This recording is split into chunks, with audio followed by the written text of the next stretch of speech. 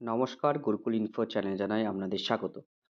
এর আগে আমি মোবাইলের মাধ্যমে কিভাবে একদম নতুন ডিসিএফ অর্থাৎ স্টুডেন্ট ডিসিএফ বাংলা শিক্ষা পোর্টালের জন্য এন্ট্রি করবেন, সেটা আপনাদের সামনে আমি তুলে ধরার চেষ্টা করেছিলাম। আজকে আপনাদের সামনে তুলে ধরবো যে কিভাবে মোবাইলে অতি সহজেই একটি ছবি, ছাত্রছাত্রী একটি ছবি আপনি রিসাইজ করে নেবেন এবং কোন অ্যাপটি একদম নিরাপদ এবং কোন অ্যাপটি খুব সহজেই আপনার ব্যবহারযোগ্য, সেটি আপনাদের সামনে শেয়ার করব। ভিডিওটি শুরু করার আগে চ্যানেল যারা নতুন তাদের বিশেষ অনুরোধ চ্যানেলটি সাবস্ক্রাইব করে পাশে থাকবেন, পাশে থাকা বেল বাটনটি অবশ্যই প্রেস করে দেবেন, যাতে আমার দেওয়া ভিডিওগুলো সবার আগে আপনার কাছে পৌঁছায়। যারা ইতিপূর্বেই চ্যানেলের সাথে জড়িত তাদেরও বিশেষ অনুরোধ রইল ভিডিওগুলো বেশি পরিমাণে শেয়ার করার। দেখুন আমি একদম বাংলা শিক্ষা পোর্টালে আছি। আমি একটা একদম ক্যামেরার মাধ্যমে একটা কোন ছবি আপনি প্রথমেই আমি একদম যদি আমার একদম ফোনের ক্যামেরাতে চলে যাই, তাহলে প্রথমেই আমার কাজ থাকবে একটি ছবিকে প্রথমে তোলা, নরমালি ছবিটাকে তোলা। একদম চলে এসেছে। এবার এই ছবিটা তো আপনি অ্যাকচুয়ালি রিসাইজ করতে পারবেন না।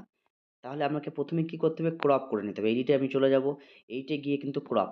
ক্রপে গেলে কিন্তু আমি একদম সুন্দর করে ক্রপটা করে নেব। ক্রপটা করে নিলাম।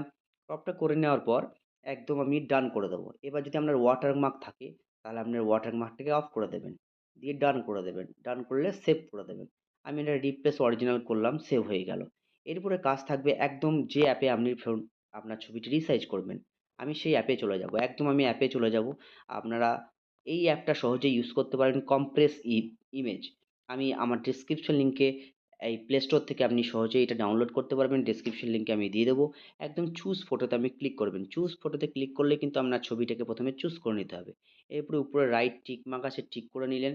এরপর আপনার যেহেতু 20 কেবি, তাই আমি 20 কেবিতে এটা আমি কম্প্রেস করব। এবার কম্প্রেস করে নিলেন।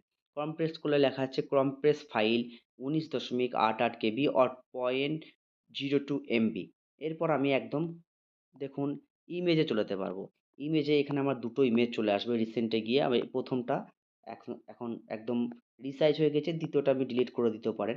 একদম আমি দেখিয়ে দিচ্ছি, একদম ডিটেইলস এ গিয়ে দেখুন একদম ১৯ কেবি চলে এসেছে। এইভাবে কিন্তু আপনারা এন্ট্রি করার সময় একদম ছবি যে লাস্টের দিকে ইমেজ, এইভাবে আপনারা ইমেজটা রেডি করে রেখে দিয়ে আপনারা সহজেই আপলোড করতে পারবেন। যাই হোক, ভিডিও থেকে এটুকু তথ্য শেয়ার করলাম।